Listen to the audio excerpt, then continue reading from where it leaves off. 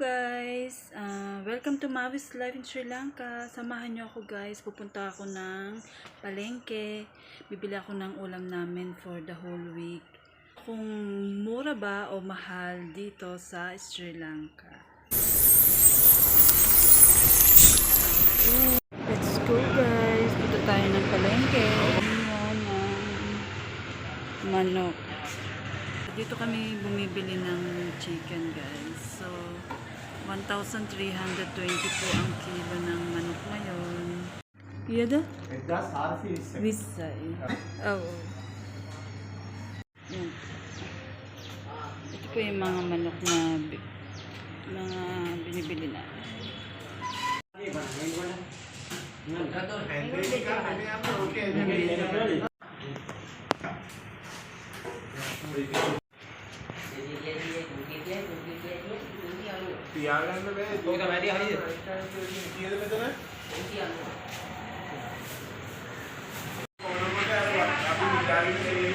Ko balang mali?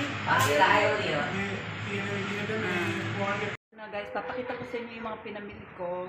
So ito siya. Ito yung hipon. Nabili ko siya ng 500 rupees. So hindi ako bumibili ng per gram. Ano siya, nagbibigay ako ng 500 rupees. Kung magkano yung mabibili, yun na siya.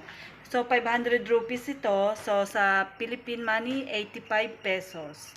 So malalaki na siya guys. Malalaki na yung hipon niya, 'di ba? 85 pesos. So ito naman, tuna. Yan. Marami siya. Ayan. Laman siya ng tuna guys. Tapos ito more than siya, 1 kilo, 200 grams siya ng manok.